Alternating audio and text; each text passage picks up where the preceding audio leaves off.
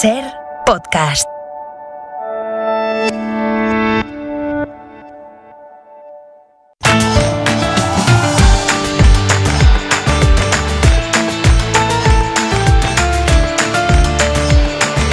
En la cadena Ser,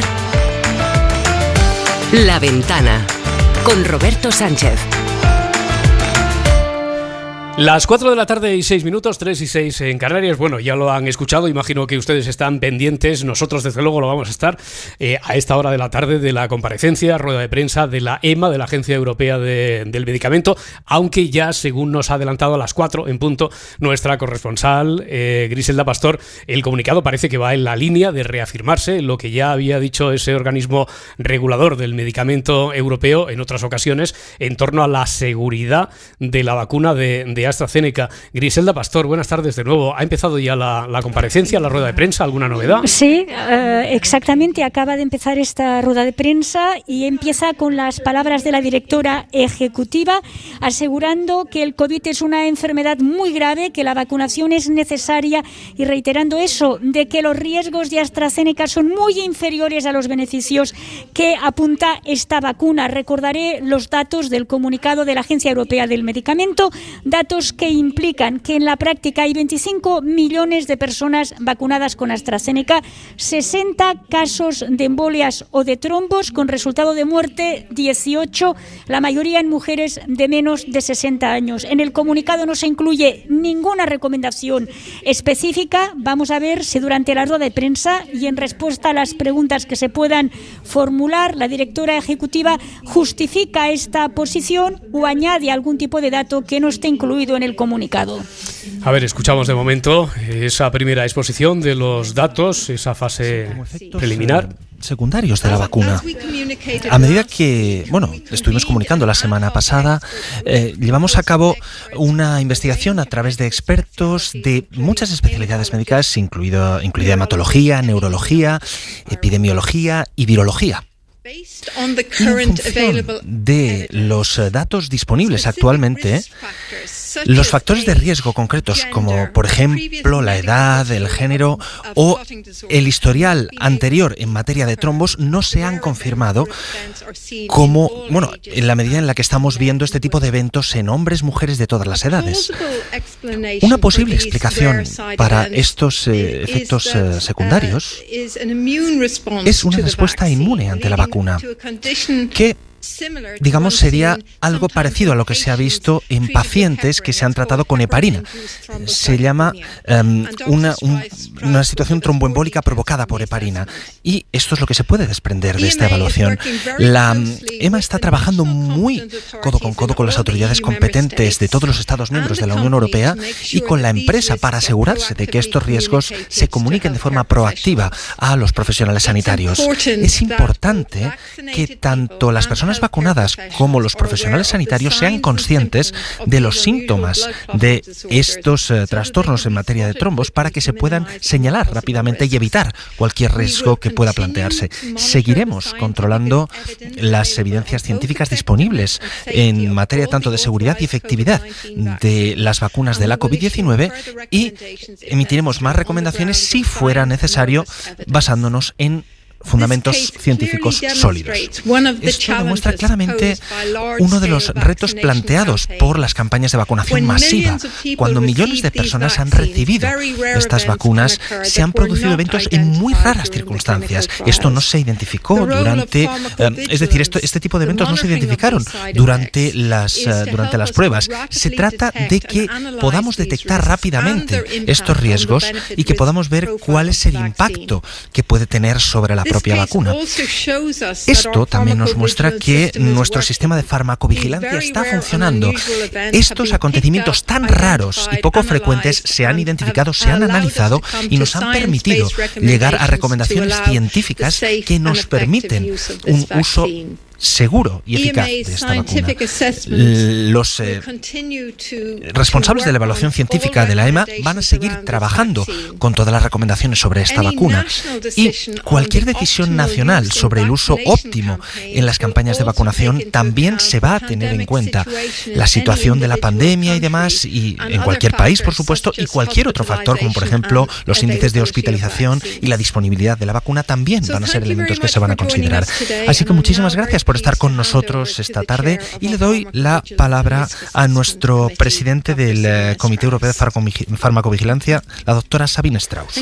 Pues acabamos de escuchar, son palabras de la directora de la Agencia Europea del Medicamento, reafirmándose en esa línea de que el uso de esa vacuna es seguro y eficaz, reafirmándose en aquello que ya habían planteado y recomendado en otras ocasiones. Bueno, la expectación es tal que a esta hora, primera hora de la tarde, también en el órgano regulador homólogo, pero el británico había previsto una comunicación, una comparecencia.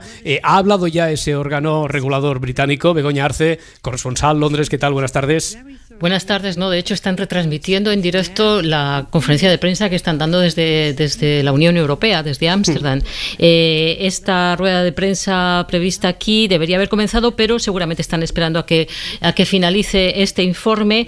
Presumimos que el organismo regulador de medicamentos británicos va a coincidir con lo dicho por la Agencia Europea del Medicamento, que los beneficios de la vacuna están muy por encima y son infinitamente más beneficiosos que los riesgos. Es la posición, desde luego, que hasta ahora ha mantenido la agencia y la que han mantenido las autoridades británicas, tanto científicos como políticos como sanitarios. Aquí se han dado 7 casos mortales en total de trombos, de estos trombos extraños, de 20 casos detectados con la vacuna de AstraZeneca, pero el total de las vacunaciones que se han puesto ha sido de 18 millones en el Reino Unido, es decir, son casos muy, muy excepcionales cuya vinculación potencial está todavía por demostrar plenamente. Esa es la posición británica y eso esperamos que sea ratificado. Vamos a esperar, en cualquier caso, por el organismo regulador de fármacos en el Reino Unido. Sí, Begoña, se supone que va a ir en esa misma línea, porque hablabas tú de los 18 millones de dosis inoculadas allí. Proporcionalmente es probable que sea, no tenemos ahora los datos, pero es probable que sea el país en el que más se ha puesto esa vacuna, con la que hay, no sé si como cierto orgullo nacional, ¿no? Es como la vacuna británica, Begoña. Sí, hay un cierto orgullo nacional, eso se ha potenciado desde el gobierno con intereses partidistas, pero también es cierto que hasta ahora la vacuna ha funcionado sin grandes problemas. Ha habido más dudas a raíz de lo que ocurrió ayer, que AstraZeneca, ante tanto informe de que podía haber una vinculación con esos trombos, lo que decidió fue suspender la prueba que estaba haciendo, una prueba muy minoritaria con jóvenes, con niños de entre 6 y 17 años. Había un grupo de 300 niños que desde febrero estaban participando en esta prueba de la vacuna para menores.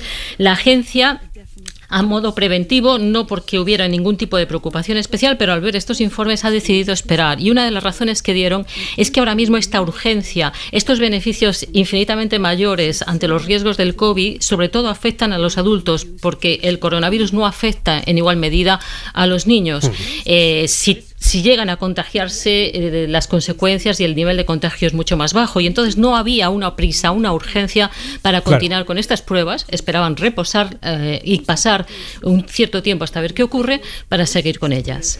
Claro, son dudas razonables porque recordemos, de todas formas, estamos insistiendo en que la Agencia Europea del Medicamento se acaba de pronunciar en la misma línea, aunque sí que es cierto que es la primera vez que este órgano reconoce la relación directa entre la vacuna y los trombos, aunque eso sí, resalta, subraya que son mucho mayor los beneficios que no las posibles consecuencias o efectos secundarios que pudiera tener esa vacuna. Bueno, eso en el Reino Unido, pero ¿y aquí en España? Porque esta mañana ya hemos sabido que, por ejemplo, la Junta de Castilla y León, Mariola Lourido, ¿qué tal? Buenas tardes. Había suspendido la inoculación de esa vacuna hasta no escuchar esta tarde lo que estamos escuchando, a la EMA. Sí, una iniciativa de Castilla y León que bueno, el propio gobierno, ¿no?, a través de la vicepresidenta Calvo, pues un poco llamó al orden, ¿no?, a tomar este tipo de medidas sin ninguna base científica y sin, evidentemente, esperar a lo que diga la agencia, a lo que está diciendo la Agencia Europea del Medicamento, que los beneficios son mayores que los riesgos. Aquí en España se estaba esperando si había alguna indicación por parte de la agencia sobre a quién había que administrarla, si por franjas de edad. Por lo que hemos escuchado, decían que no había datos disponibles sobre factores de riesgo, sobre edad, género o historial clínico, ¿no? Porque sabemos que los casos de trombosis se han dado en personas menores de 60 años, sobre todo mujeres. Y la ministra va a participar en esa reunión comunitaria, en esa reunión extraordinaria de ministros de Sanidad que ha sido convocada de forma urgente a las 6 de la tarde. Ahí los ministros van a analizar, evidentemente, el dictamen de la agencia sobre la relación de los casos de trombos con la vacuna y van a estudiar, si van a seguir poniendo la vacuna cada uno según sus criterios, porque aquí hay muchas diferencias también entre países. Roberto, aquí la estamos poniendo. ¿A quién se le pone la vacuna aquí en España? Bueno, pues a las personas entre 56 y 65 años y a todos los trabajadores esenciales, fuerzas y cuerpos de seguridad del Estado, policías, guardias civiles, personal de emergencia, de protección civil, sanitarios y sociosanitarios de segunda línea, fisioterapeutas, forenses, farmacéuticos, pero vamos, menores de 65 años, digamos, en la población general. ¿Qué ocurre en Alemania? Lo contrario. Pues, todo lo contrario, ¿no? Lo contrario. Que se ha recomendado la vacuna para los mayores de 60 años, no se recomienda para los menores de 60 años. Aquí en España, la verdad es que los expertos siempre tuvieron como miedo o como un poco de recelo, ¿no?, con la vacuna, porque aquí la empezamos a poner en el mes de febrero ya con límite de edad, hasta los 55. Después se cambió ese límite, se subió a los 65 y ahora se estaba planteando, la ponencia de vacunas estaba pendiente de ampliar y eliminar también ese límite de edad. Mira, sobre esto de las franjas de edad, y ahora que acabamos de estar en Londres, volvemos allí, Begoña Arce, porque acabamos de saber, afirma la BBC que el Consejo Regulador británico lo que hace es recomendar ofrecer a los menores de 30 que les pongan una vacuna alternativa, diferente a la de AstraZeneca, y esta es una novedad de peso.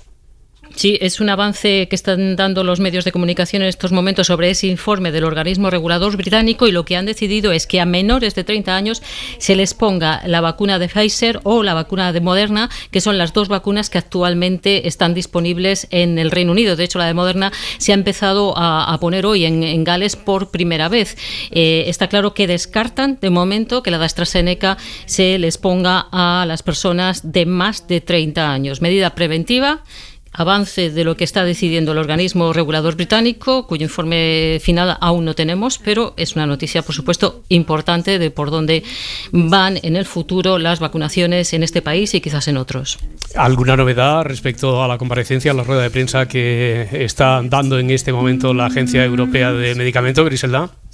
Francamente no, hay que decir que ha empezado el turno de preguntas, pero que, como suele ser habitual en todas las comparecencias de la Agencia Europea del Medicamento, hay que estar inscrito en una especie de web. Es muy difícil comunicar con sus servicios de prensa y, por tanto, muchas de las preguntas que se formulan no responden a lo que sería una rueda de prensa normal, ¿no? Es decir, no puedes levantar mediáticamente la mano y aspirar a que te den la palabra, no es así, son preguntas que han estado dadas previamente antes de iniciar esto a través de esta especie de inscripción. Recordar sencillamente que la Agencia del Medicamento recomienda a las personas que se vacunen con AstraZeneca que en caso de tener síntomas de problemas de respiración o dolores en el pecho, que se les duerme la pierna, dolores abdominales o algún problema de visión nublada o incluso algún tipo de mancha de sangre, que se pongan inmediatamente esté en contacto con su médico de cabecera,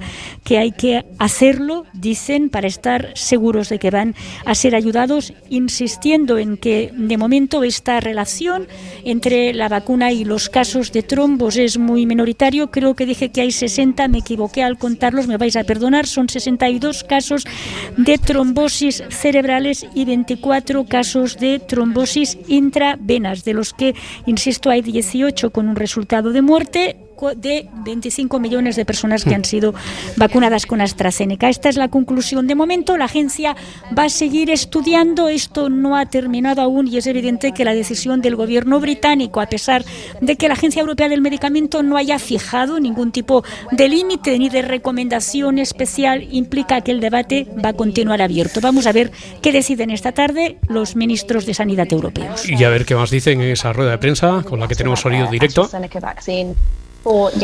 Para el caso de las mujeres jóvenes, si esa opción está disponible, entre tanto, digo, mientras esperamos a que se lleven a cabo más estudios. Y la otra pregunta sería, hay informes que a lo mejor hay países donde, bueno, en donde se están mezclando las vacunas. En el Reino Unido, por ejemplo, están utilizando la vacuna AstraZeneca y después a lo mejor se combina con otra vacuna para una segunda dosis. ¿Esta ya es una directriz también para la EMA? ¿Es esto seguro? Y lo más importante, bueno, no diría importante, ¿esto es eficaz como estrategia? Gracias.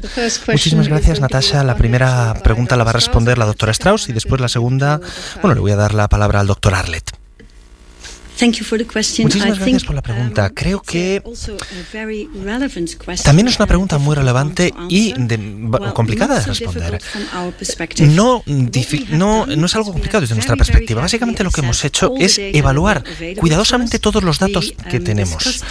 Hemos hablado de estos datos con expertos sobre campo y hemos concluido que es una posibilidad en el sentido de que estos eventos, estas afecciones son muy extrañas, como hemos dicho al principio. Entonces tenemos que ofrecer la información que tenemos disponible según nuestro leal saber y entender, por supuesto, y añadirla a la información del producto.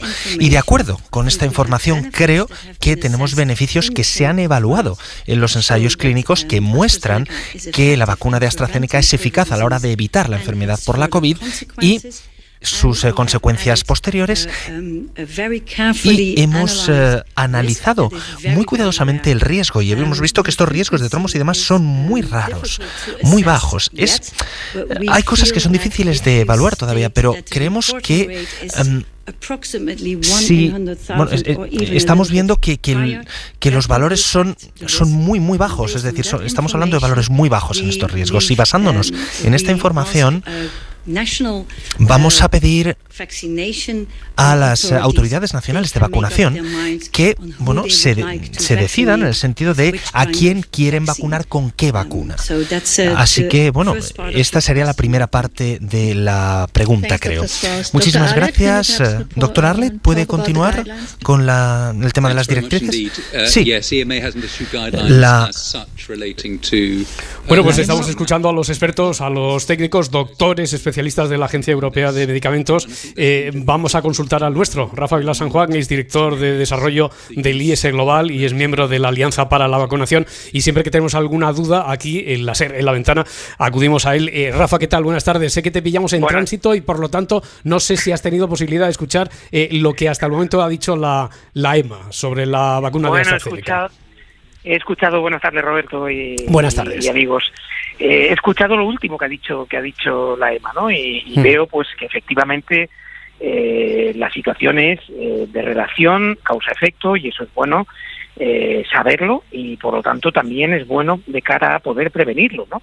Entonces he visto también una cautela en la expresión, digamos, de los responsables científicos, en el sentido de decir, a ver, el beneficio es incomparablemente mayor a los efectos muy raros que producen esta trombosis, que se dan pues prácticamente en un caso de cada 1.000.000 de personas. Recordemos que hay muchos medicamentos que dan este tipo de efectos y que pues están tranquilamente recomendados, recetados, siempre bajo vigilancia farmacológica, ¿no? Y por lo tanto lo que hay que decir es empieza una nueva etapa con la vacuna de AstraZeneca por muchas razones. La primera es porque bueno, pues la gente va a desconfiar. Estamos en estos momentos en una situación en la que mucha gente va a decir, ay, ¿me la pongo o no me la pongo? ¿No? Y yo creo que aquí lo que hay que dar es, básicamente, de momento y con la información que tenemos, lo que sí sabemos es que siendo efectos tan raros, que se dan en 1 de cada 1.000.000 de habitantes, el beneficio que esto genera, el no quedarse contagiado, es muy superior, pero claro, enormemente superior. Sí que es cierto. Bueno, hemos conocido también ese efecto, no sé si colateral, de que el órgano regulador británico ha recomendado para los menores de 30 años que se les inyecte otro tipo de vacuna, otra alternativa a la de AstraZeneca, y no me gustaría que quedase sin comentar algo que también ha dicho la EMA, que se va a tener en cuenta la situación de la pandemia y de cada país en cada momento. ¿Eso es un mensaje de advertencia o es un mensaje de cara al futuro más o menos inmediato, de que en cuanto se tengan otras vacunas se les va a dar prioridad frente a esta de AstraZeneca? Bueno, eso puede ser, es decir, puede ser así. En el mismo momento en que empieza a haber una producción de vacunas, un abastecimiento sobre todo de vacunas suficiente, es muy probable que los propios estados y los propios gobiernos dejen de administrar una vacuna para la que existe un cierto riesgo de confianza, y por lo tanto que se dediquen a otro tipo de vacunas, ¿no? Lo que ocurre es que, insisto, es decir, estamos frente a un efecto de seguridad de la vacuna que no se había registrado en los ensayos clínicos. Eso, pues no le podemos quitar la importancia que tiene, pero al mismo tiempo debemos de relativizar lo que significa un caso entre 1.000.000.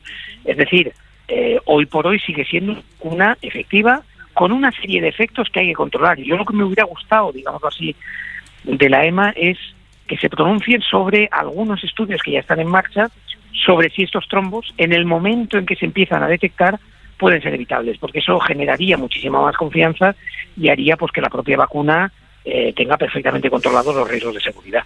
Pues mira, volvemos a Londres, corresponsal Begoña Arce. Tenemos nuevos datos también sobre la relación trombos y COVID en el Reino Unido. Sí, ha habido una revisión del organismo regulador de medicamentos aquí en el Reino Unido. Da nueva fecha, hasta el finales de marzo. Ha habido 79 personas en el Reino Unido que han sufrido de esta forma rara de trombo y ha habido 19 personas que han muerto. Estamos hablando de 20 millones de dosis de AstraZeneca en ese periodo. 19 personas muertas y 79 casos de este raro trombo. Y también ya recordamos que ahora este organismo ha recomendado que desde este momento AstraZeneca se le va a poner solamente a personas de más de 30 años, las menores de 30 años, que aquí aún no han empezado a vacunarse, por cierto, porque se va vacunando todo el mundo por edad, recibirán la vacuna de Moderna o la vacuna de Pfizer. Gracias, Begoña. Bueno, pues seguimos a la espera también de reacciones posibles. Por cierto, aquí en España, Mariola Lourido, había para hoy, estaba prevista en la agenda una reunión del Consejo Interterritorial, ¿no? Esta se aplaza, se pospone. ¿Qué ocurre ahora? Sí, no, estaba prevista para las 4 de la tarde. Evidentemente, como la ministra Darias va a participar en esa reunión extraordinaria de los ministros de Sanidad de la Unión Europea, que es a las 6 de la tarde, se aplaza, se retrasa el Consejo Interterritorial, posiblemente más allá de las 8 de la tarde, en función de lo que dure la reunión comunitaria, donde los ministros de Sanidad, por lo que le he escuchado al último experto, ¿no?, que ha respondido, ha dicho que ahora piden a los países que decidan a quién y con qué vacuna, ¿no?, van a inmunizar a las personas. Es llamativo también el dato del Reino Unido, que había sido el país que no había tenido límite de edad, ¿no?, para AstraZeneca, y ahora pone ese tope de menores de 30 años que no se le ponga o que no se administre esta vacuna. La ministra tendrá ese Consejo Interterritorial y va a informar a las comunidades autónomas de lo que se decida en la reunión entre todos los ministros de Sanidad de la Unión Europea sobre si hay franjas, si no hay franjas, si hay alguna indicación o si no, porque también en esta rueda de prensa se ha dicho que no se ha podido confirmar como factores de riesgo la edad, el género o el historial clínico, a pesar de que se confirma, ¿no?, la relación causa-efecto en el tema de los trombos. Claro, y desde allí acaban de dar un dato muy preciso sobre eso, lo que estás hablando ahora, sobre el riesgo, que parece que es de 1 entre 100.000 personas. Griselda Pastor, acaban de dar ese dato y podríamos ir recogiendo ya desde allí. Sí, exactamente. Un dato que sirve a la agencia para confirmar lo que llevan muchos días diciendo, y es que el beneficio de la vacuna es superior a los riesgos. Y aquí no se han movido, una vez más no han fijado ningún tipo de restricción, aunque hoy, y por primera vez, han confirmado que esos casos raros de trombos sí están vinculados con la vacuna. No saben todavía el por qué, eso no pueden explicarlo, y lo único que han añadido hoy a lo que han hecho los días precedentes es pedir por favor a todas las personas vacunadas con AstraZeneca que si tienen cualquier síntoma, porque les implique que se sienten mal, cualquier pequeño síntoma, entren en contacto de manera inmediata con su médico de cabecera o con los servicios de urgencia de un hospital. Rafa Vila San Juan, y cerramos ya y no te molestamos más, que además sé que tienes que coger ahora un tren. Quizá lo que estábamos esperando es algún consejo por parte de la agencia europea, algo más contundente, quiero decir, que fuera en la línea de que se tomara una decisión homogénea en todos los países, en todos los Estados miembros, a la hora de poner y en según qué franjas de edad administrar esta vacuna, ¿no? Sí, yo creo que aquí lo que tenemos que ser es, primero, cautos, segundo, comunicar bien. Es decir, en estos momentos, con las cifras que están saliendo de Gran Bretaña, que yo, por cierto, desconocía, por lo menos hasta ahora, está aumentando el caso de trombos, es decir, estamos yendo ya a los 4 casos por millón de habitantes, en trombos, que no en mortalidad, que seguimos por debajo del millón de habitantes, pero lo que diría es fundamental, es decir, no podemos gestionar una pandemia, ni podemos gestionar la administración de una vacuna en función de prontos, ¿no? Y lo que tenemos que hacer es, primero, darle a la gente esa confianza. Si la EMA está diciendo que el beneficio es incomparablemente mayor que el riesgo que tenemos ahora, porque claro, si este riesgo va a aumentar es lo que tendríamos que saber, y por lo tanto a la EMA hay que exigirle exactamente eso, cuál es el riesgo y dónde estamos analizando esos riesgos para estar seguros de que lo que estamos haciendo son las medidas que corresponden. Y en segundo lugar, lo que se está generando en estos momentos es una desconfianza hacia una de las vacunas, lo cual puede de alguna manera afectar enormemente a toda la campaña de vacunación, ¿no? Por tanto, yo lo que diría es, seamos prudentes, hay mucha gente vacunada en estos momentos con AstraZeneca en todo el mundo, vamos a ver realmente de qué estamos hablando. Hay estudios, y eso es importante, ya hay estudios publicados en publicaciones científicas que hablan de los síntomas de esta trombosis y que por lo tanto se pueden controlar esos síntomas.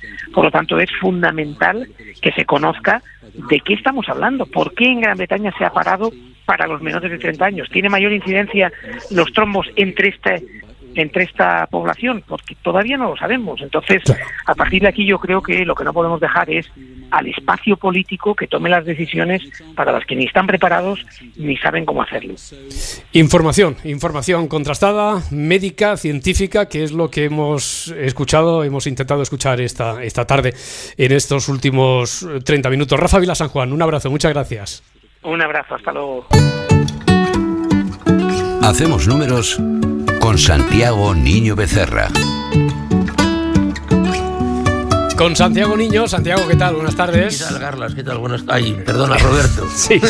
Pero mira, aprovechamos para mandarle un abrazo y un saludo desde aquí a Francino, a Carlas, que lo hace también Nieves con Costrina, así como ritual cada tarde. Digo, con Santiago Niño y con Isaías Lafuente, como todas las tardes. Isaías, ¿qué tal? Buenas.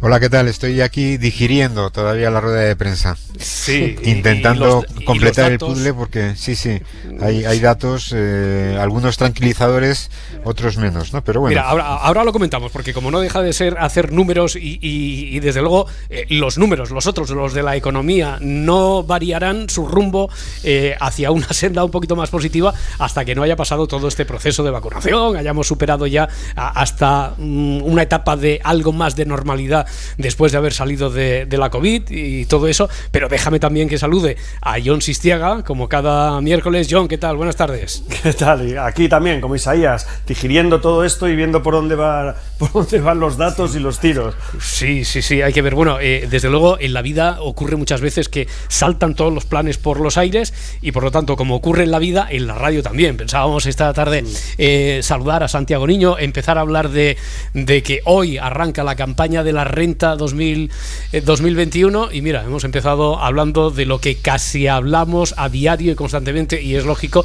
de la campaña de vacunación o de algo que afecta a la campaña de vacunación. ¿Tú qué dudas tenías, Isaías? ¿Qué números estás haciendo sobre lo que acabas de escuchar? Bueno, es verdad que han constatado que los casos son minimísimos, ¿no? Después de 25 vacunas puestas, pues son apenas unos casos que son 80 y tantos. Lo que pasa es que ahí sí que me ha quedado la duda si el índice de mortalidad entre esos casos ya confirmados no es demasiado alto, porque en ese caso son 84, me parece, los casos, con 18 muertes, eso nos indicaría un 20%. Y después, lo que yo no entiendo es por qué, si aquí, como nos ha explicado Mariola Lurido, habíamos puesto un límite hasta los 55 años, después lo superamos hasta los 65, es decir, dando a entender que esta vacuna podría ser más peligrosa entre los más mayores, porque en el Reino Unido han decidido dejar de vacunar a los menores de 30. Esto es algo que a lo mejor no he entendido algo yo bien. Y en Alemania están vacunando a los mayores de 65. Claro, es decir, que no está la vacuna esta no está prescrita para los menores de 65. Bueno, acuérdate, Isaías, que cuando estuvimos hablando antes de ayer con el ingeniero, el profesor de la Politécnica de Madrid, que lleva a cabo ese experimento con el modelo matemático que puede hacer una previsión de por dónde pueden ir los contagios, etcétera, como toman los baremos de todos los números, también nos decía en cuanto a esto de AstraZeneca. A ver, la estadística ahora mismo lo que nos dice es que esa vacuna está siendo peligrosa, sobre todo por ser muy precisos con el perfil, en mujeres jóvenes, no en personas de más edad. Es decir, que parece que la estadística avala la decisión, por ejemplo, o del Reino Unido o la que ha tomado Alemania, ¿no?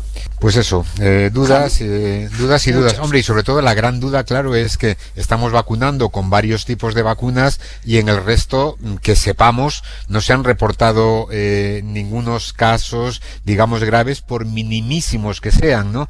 Y en este caso, pues sí que tenemos 86 casos. O sea, que yo entiendo lo que decía Rafa, que claro, aunque la intención de la rueda de prensa era tranquilizar, yo creo que el que esté llamado mañana a ponerse la vacuna AstraZeneca, pues a lo mejor alguno tiene una cierta preocupación, ¿no? Nada más, no una grave preocupación, pero sí una cierta preocupación. Sí, es verdad que ha sido un pelín confuso, y a mí lo que más me ha extrañado, como a ti, Isaías, es que Gran Bretaña, que está sacando pecho y aprovechando estos meses posteriores al Brexit y a su nueva independencia para hablar de esta inmunidad, de este nacionalismo inmunitario, haya decidido suspender su propia vacuna, que como decíamos la semana pasada, ya no le llama a nadie la de Oxford, que le daba ese rollo académico, sino que ya le llamamos AstraZeneca, la hayan decidido suspender. Eso me ha dejado un poco perplejo. Pero antes de que empiece, Santiago, dejarme hacer unos números a mí también. Hoy no los he hecho yo, hoy los cita Manuel Ansede en El País, hablando de esta vacuna de AstraZeneca, que a su vez cita a un farmacéutico. Dice: con cada 1.000.000 de vacunados con AstraZeneca se evitarían 120.000 infecciones, 4.100 ingresos hospitalarios y 800 muertes por COVID.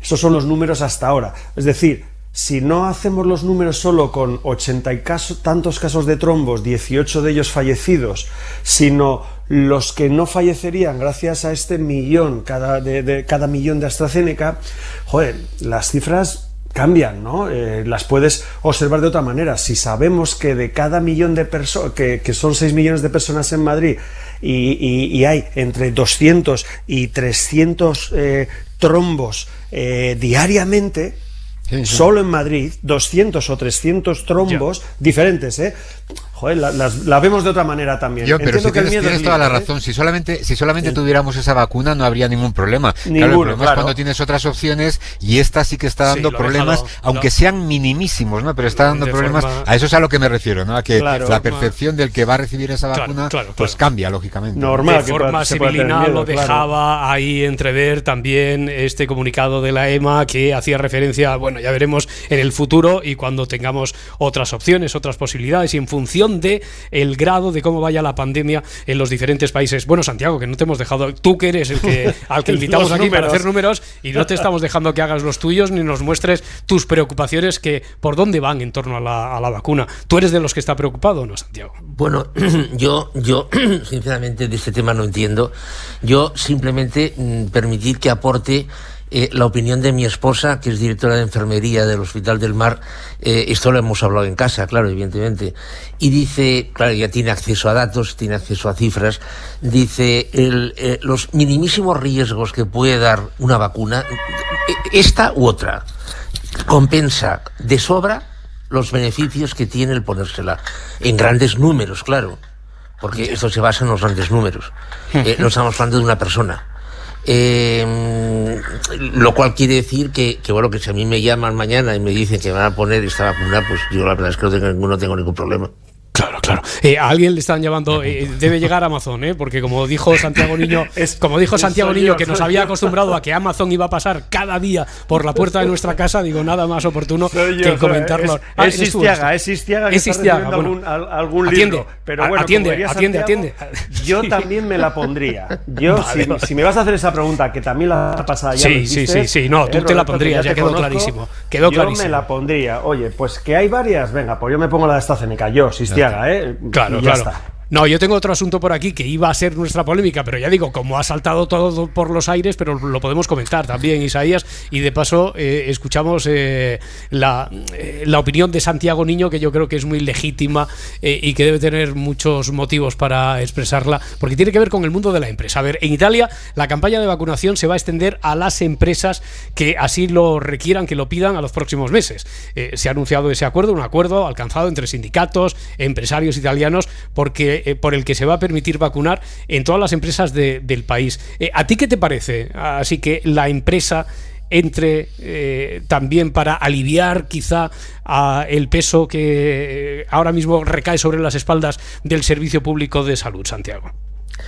Bueno, yo puedo hablar de España, porque de Italia no tengo datos. Claro, es lo que queríamos hacer, extrapolar el ejercicio, a ver qué pasaría si tú estarías de acuerdo con que algo parecido también se pusiera en marcha aquí en España. Bueno, yo totalmente de acuerdo. O sea, la gran ventaja de llevar un equipo de vacunación a la empresa o utilizar los equipos sanitarios de las empresas, recordemos que las grandes empresas todas por obligación tienen que tener un equipo sanitario, teniendo en cuenta además que la formación necesaria para inocular esta vacuna, pues en fin, no hay que hacer un máster, sería súper beneficiosa, porque a los trabajadores y a las trabajadoras ya los tienes allí, es decir, no han de desplazarse a ningún lado, ya los tienes allí. Bueno, entonces, tomando únicamente las grandes y medianas empresas en España, o sea, ya dejando las pequeñas y a los autónomos, solamente cogiendo las grandes y medianas empresas, si todos los trabajadores de las grandes y medianas empresas se vacunaran en España, se vacunarían 8.100.000. Solamente, cogiendo las grandes y las medianas. Yendo un equipo allí o utilizando el equipo de la empresa, se supone, o con los servicios médicos de la empresa, porque si estamos hablando de grandes, medianas empresas, etcétera, muchas tienen sus servicios médicos. Ahí tienes el dato, Isaías, que me preguntabas esta tarde. ¿Y tú, por dónde iba a ir tu polémica? ¿A favor? No, ¿Tienes algunas dudas? La polémica la dejaba en el aire en el sentido de que me parece muy interesante, ¿no? Porque ahora nosotros tenemos un problema. Quiero decir que el presidente de gobierno anunció ayer que a finales de agosto alcanzaremos la vacunación de 33 millones, pero claro, es que llevamos 3 millones solamente en 3 meses. Entonces, en los próximos 6 tenemos que multiplicar por 10 esa capacidad.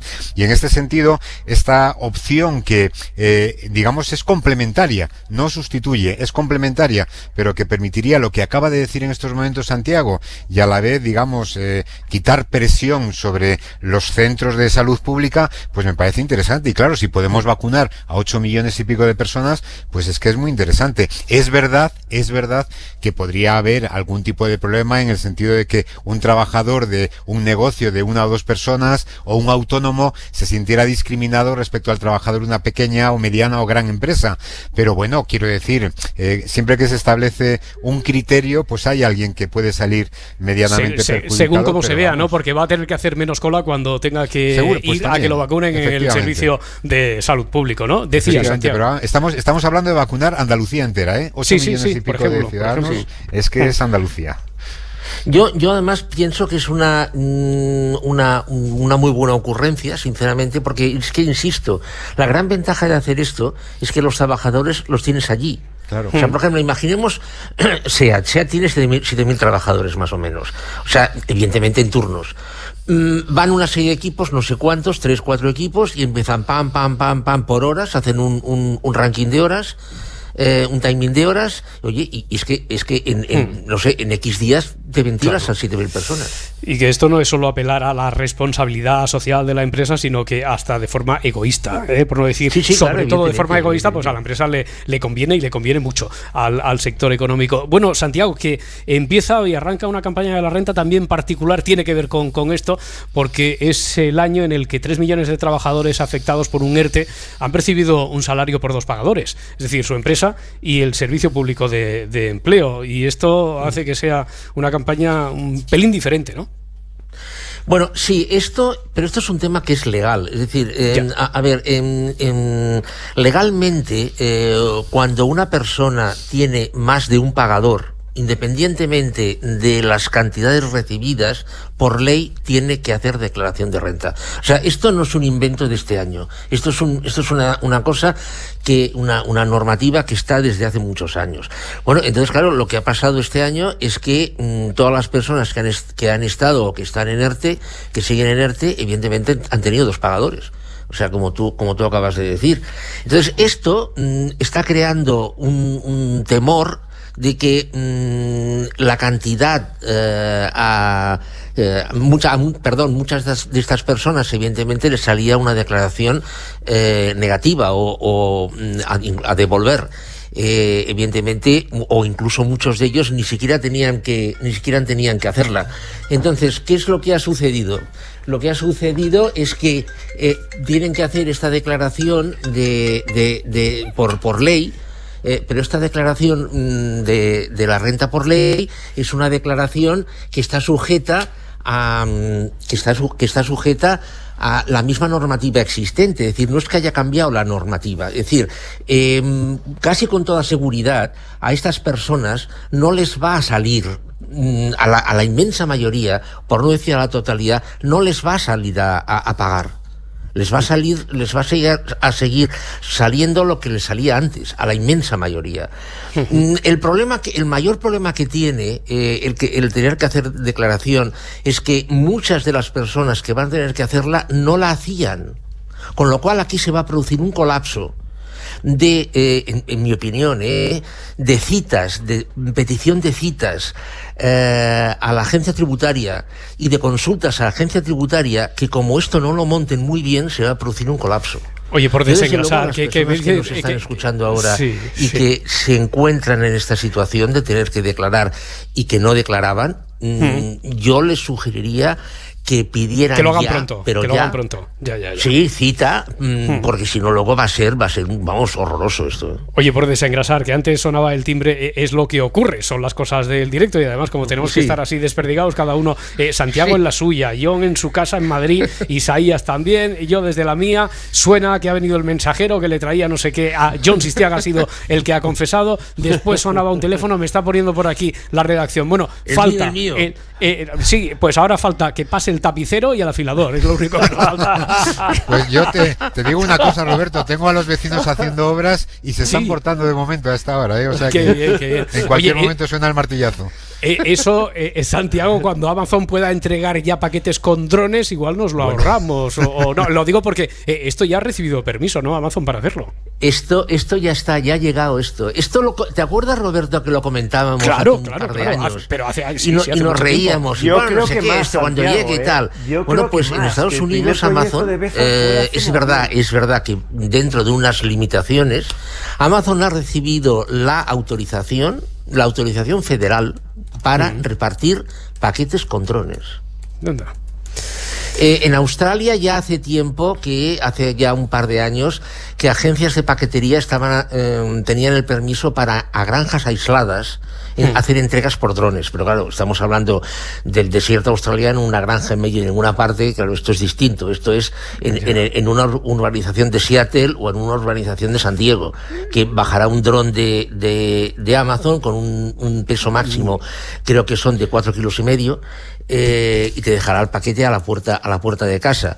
Entonces, esto, la agencia correspondiente en Estados Unidos ya ha autorizado esto precisamente porque los sistemas de navegación de drones han llegado a una fiabilidad tremenda. Pero claro, esto va a seguir evolucionando. Imaginaos lo que va a suceder dentro de 5 años.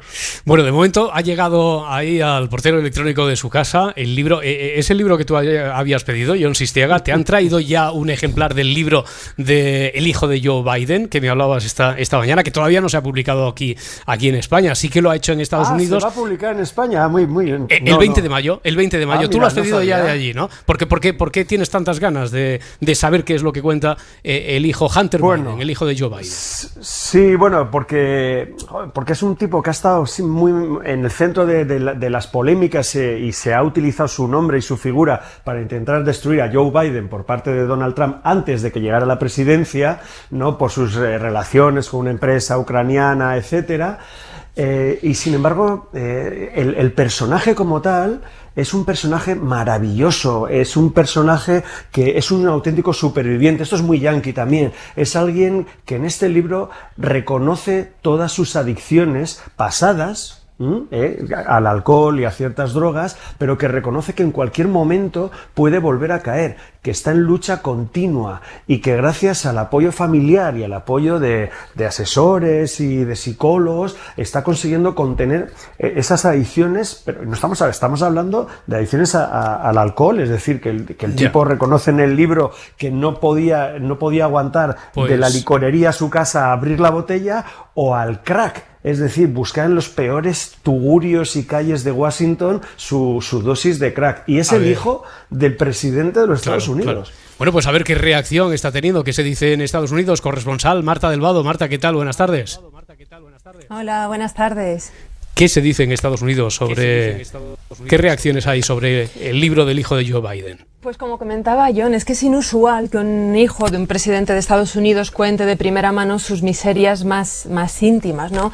Estos problemas de adicción a las drogas y al alcohol, cómo le marcó la muerte de su madre y de su hermana en un accidente de coche, cómo encaró él la muerte de su hermano en 2015 y el affair que tuvo después con su cuñada cuando se quedó viuda. Esto es todo un culebrón.